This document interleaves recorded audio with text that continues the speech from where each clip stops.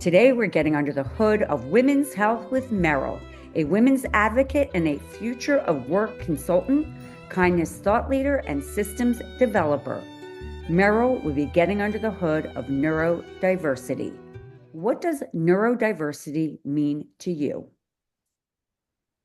Neurodiversity used to be quite an unknown or mysterious term because I felt that it didn't apply to me until I was diagnosed.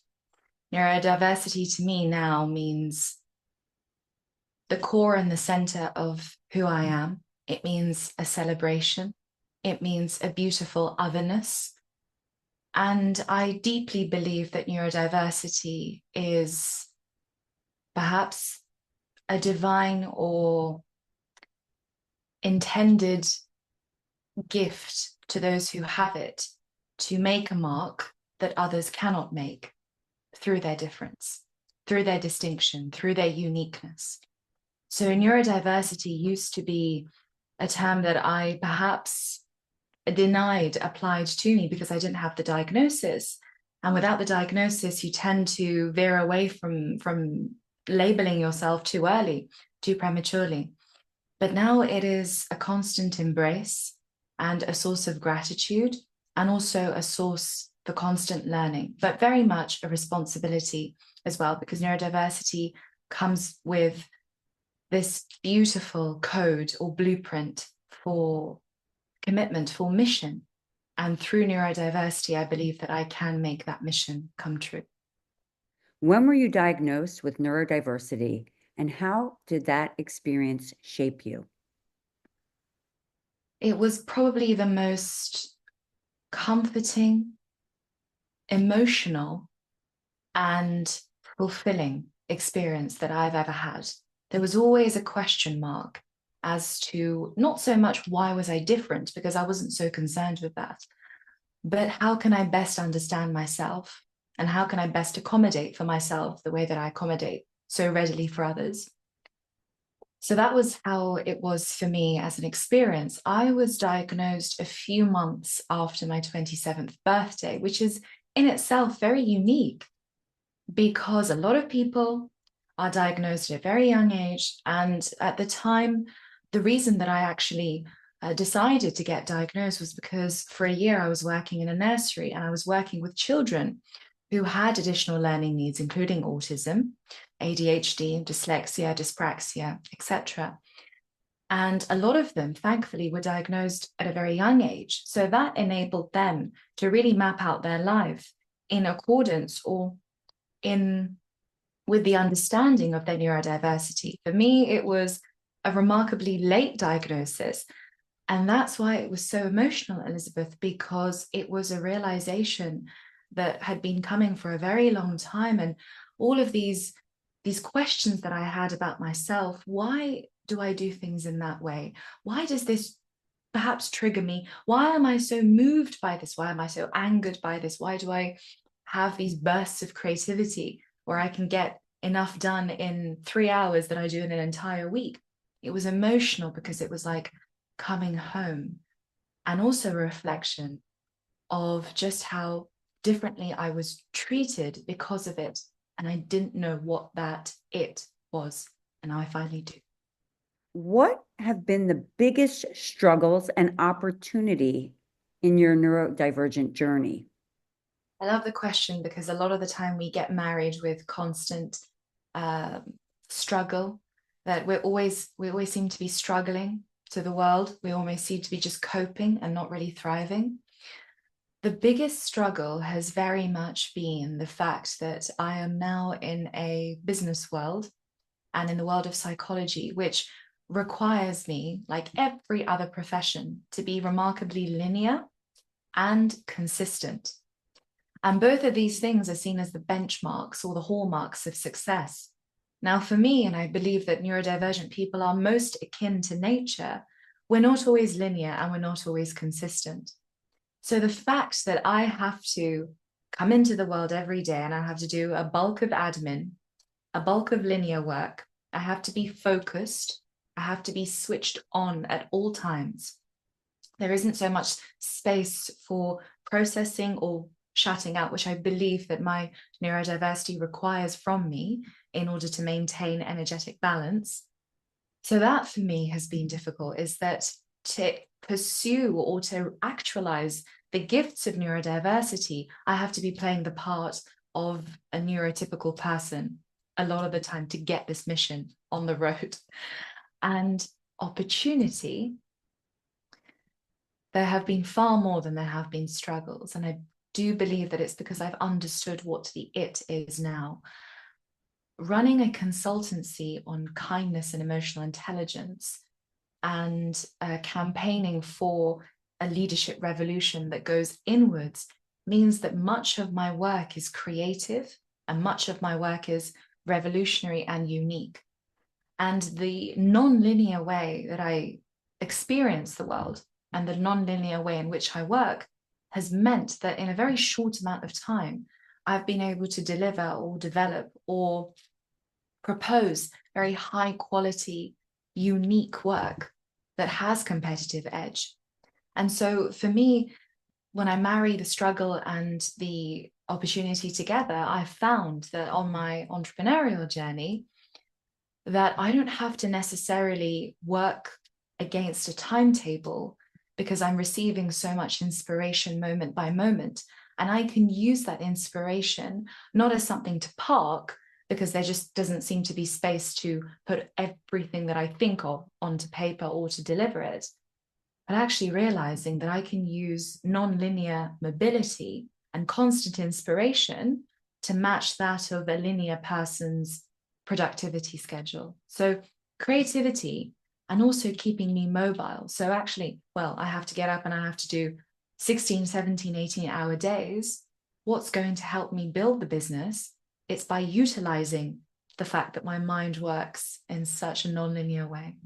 So struggles and opportunities, but the diagnosis has been seminal in enabling me to see the strength and the opportunity over just carrying or lengthening or extending or being a part of the belief system that neurodivergent individuals seem to be always struggling, and there isn't that much of opportunity there.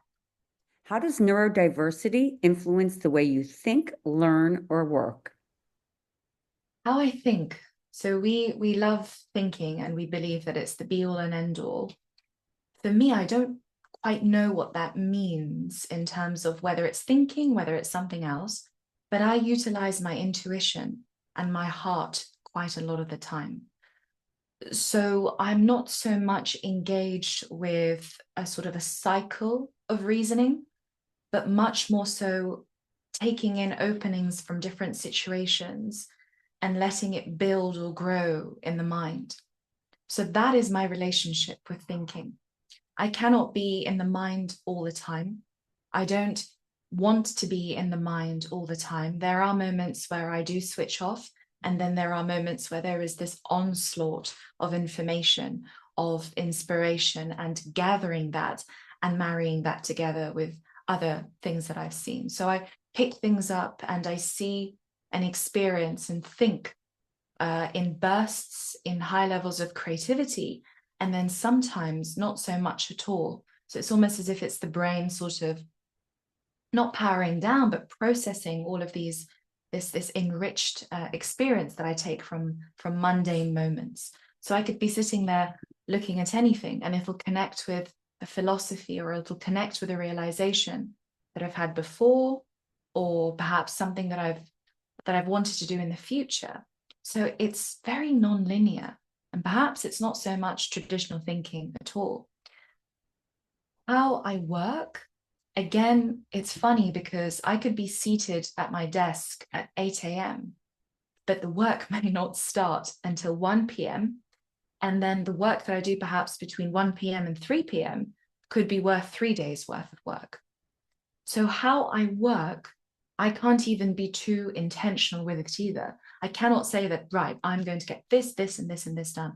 I'd have to tell myself that I'm here to create and that I'm here to explore. And there cannot be this constant pressure upon me because my thoughts cannot be thought out in such circumstances. Now, that does sound quite impressive, but I have to be honest that I am absolutely figuring it out. The late diagnosis means that I'm now able to give myself grace, mercy, and forgiveness for the fact that a lot of the time I might sit down with 5 intentions on a work list, and I may only complete 1 or 2 in the day.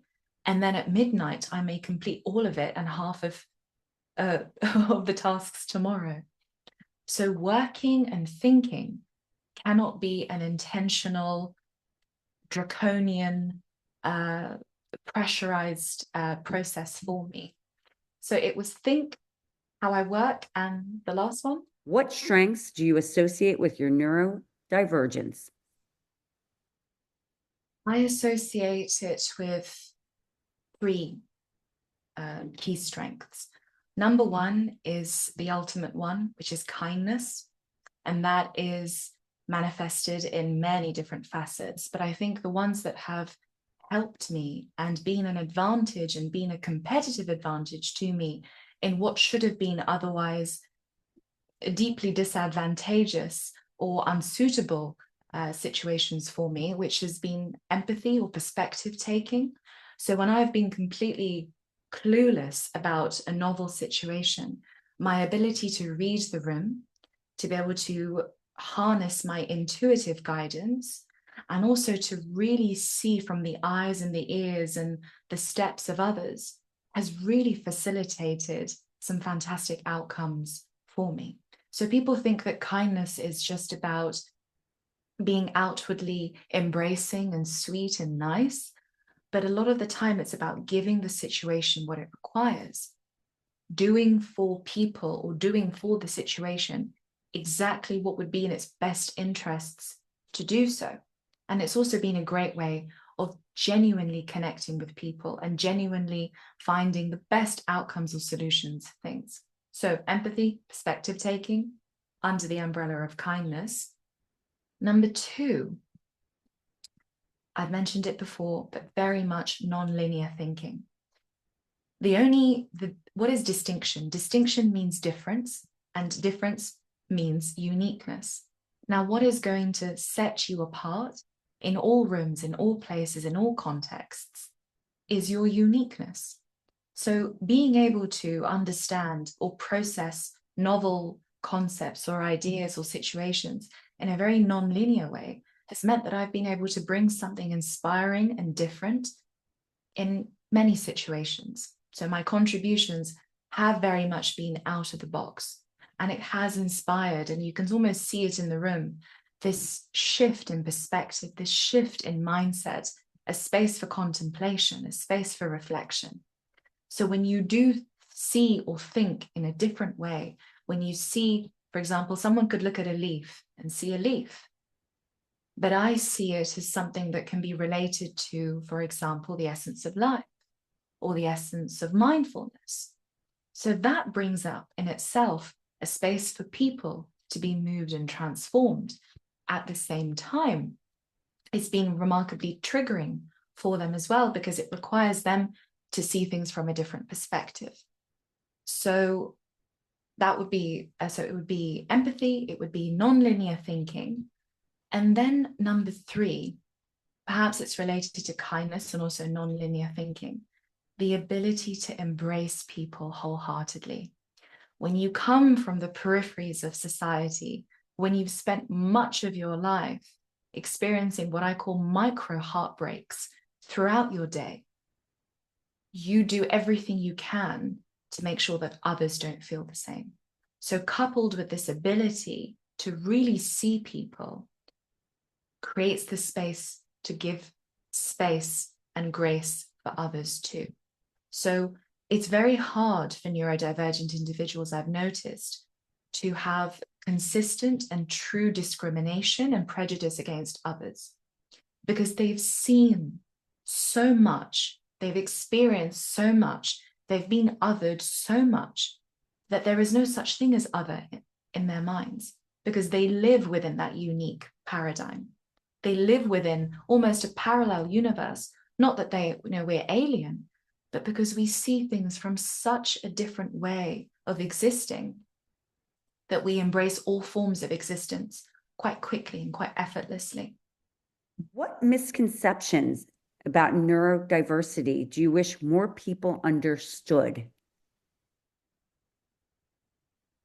There's so much that I can address with this question, but just for brevity of time, I would say that a lot of the time, especially with autism, for example, people believe or people think that we don't understand or we don't see social cues or that we don't understand that there are codes of conduct that are relevant here in order to perform or in order to do. We do see it, we do understand it. The difficulty is in its execution. So people sometimes take us as unable to understand, unable to see, unable to know.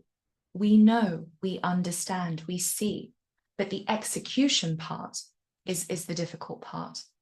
And I think that's important to address or understand, because there isn't a lack within us, there's just a difference within us. And that, I think, is the most important misconception to understand, that we're not unable. We do in a different way. We respond in a different way, but we have the mechanisms that you have. We just take a different route upon that input. How do you advocate for yourself in environments that may not be built for neurodivergent individuals? The first thing that's the most important thing, and again, it's very important not to run to practical takeaways because the mindset is so important. Self-knowledge is the most important thing. Knowing exactly what you need and asking for it unapologetically, but kindly. Self-knowledge gives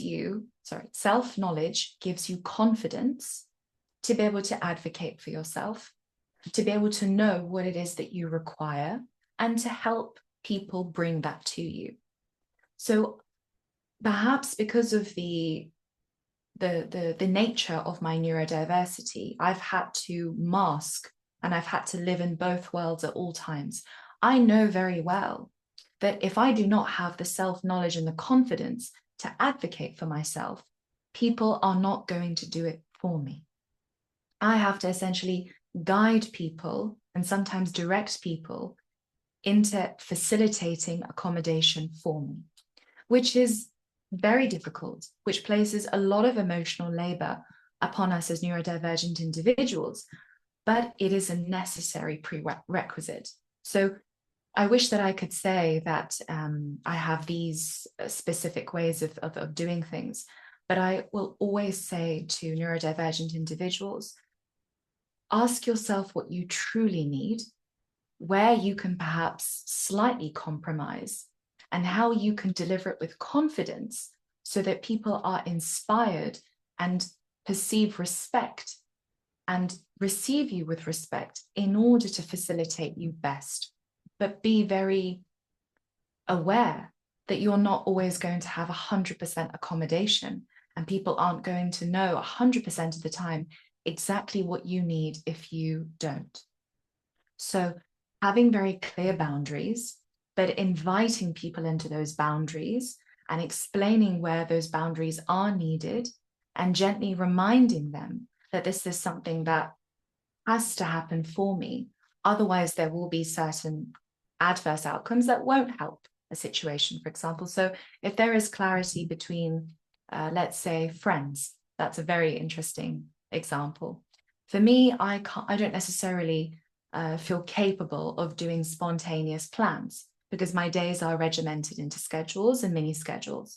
So for me, I always make that clear at the beginning.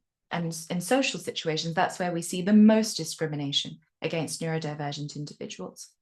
So that's something that I make clear at the beginning. And I also sort of almost listen to or feel their response. Now, if they're going to be quite brash or they're not going to be accommodating, then I know that perhaps from the get-go, this may not be such a long-term friendship, but it may be a limited one. So I adjust accordingly.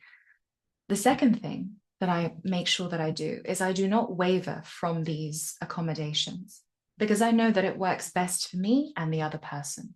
So it really is about feeling for the right way or the right format for you to communicate those boundaries, communicate those non-negotiables, and do so in a way that is confident, unwavering in yourself, in your requests, but also being able to really read the room and understand to what extent can this environment provide for me.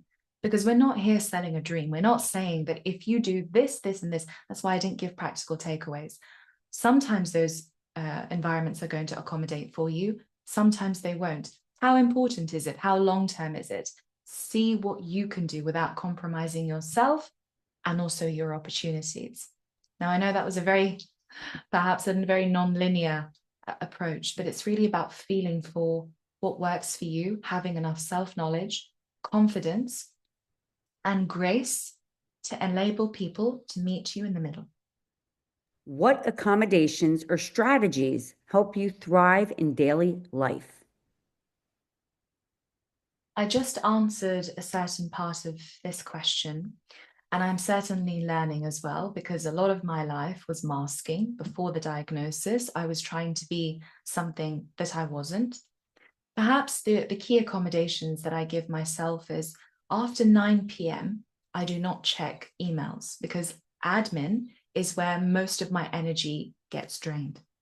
So I know that me checking emails past a certain time is not actually going to be conducive to anything for me. I'd rather be rested and block admin out at a time where I'm slightly tired, perhaps on the go, on public transport, in my car, etc., to ensure that I'm able to deliver that task without too much emotional strain. So admin, that is my relationship with it. It's very limited, it's very streamlined, and I do not begin or end my day with it.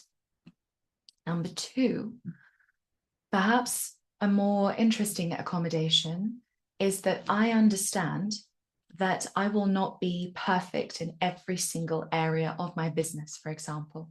I know that I will be great at content creation, program development, pitching, but I know that I will never be good at social media, at marketing, and perhaps more logistic stuff. So in those areas, I may know, I have to accept that if I do not have someone working on those areas with me, they may not be picture perfect until the business is at a stage where I can hire individuals to do this for me. So I have fully embraced that I have specialist talents and abilities, and I'm not a generalist.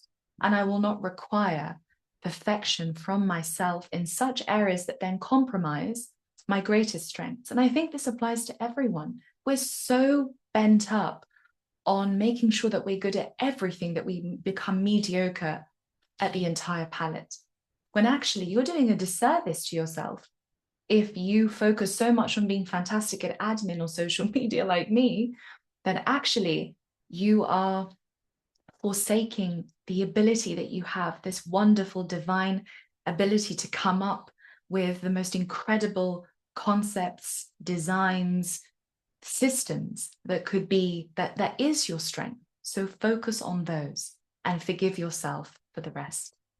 Who or what has been the most supportive in your neurodivergent journey? The answer is not a happy one. I have not received the support that perhaps others receive. And for that, I'm so grateful. And I live vicariously through their support, because I think that it makes the absolute difference. Now, I've always been perhaps hyper independent because I've had to be. So my answer to this question is that it's been utterly myself. Being a consistent, a self-understanding, graceful advocate for myself has also meant that other people are able to mirror that.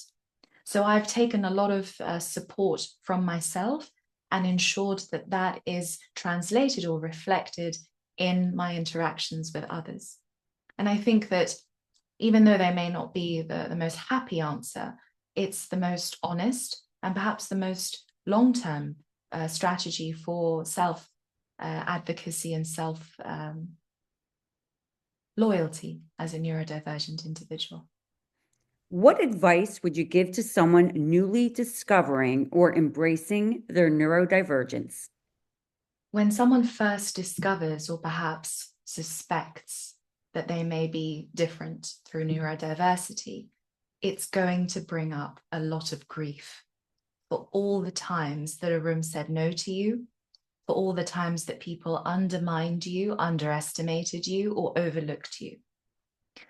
So one thing that I didn't do, which I wish that I had done, is just spend 3 or 4 days or 2 or 1, just give yourself time to reflect and give yourself the love that you need for having realized something that may have been at a cost to your personal well-being, to your sense of belonging, not because of your neurodiversity, but because the world did not understand and the world did not embrace you. Take a few days to process everything that comes up. If it's realization, if it's grief, something that I experience all the time is yearning and longing. Neurodiverse individuals love people, but they may not have received the same love and acceptance from the world. We love people because we're here to serve a mission that serves the people, but the people have not always been ready to be served. So meditate on the longing and the grief and the exclusion, and also this graceful realization of your neurodiversity, because it is a hallmark moment in your life. It is a moment that will be etched into your memory, etched into your soul. And so before you can go forth and embrace your neurodiversity, there is this womb-like state that you have to return to for the first few days, to then go on and ask yourself, how can I best embrace and accommodate for myself? How can I best advocate for myself, having realized that I have this beautiful difference, this garden within, with plants that others do not understand how to water? How can I tend to this garden? By gathering emotional and spiritual and inward strength from within through that processing. Something that I wish that I had done. I just went back into my life, back into my work, and I found that in micro moments, the grief bled out. When I realized, for example, why it wasn't so much, because when I was younger, it was the sort of the early 2000s in England, I thought that people didn't include me because of the color of my skin. But then I saw that actually other people who were people of color were embraced, were part of these big crowds in school. It may have been because of my neurodiversity.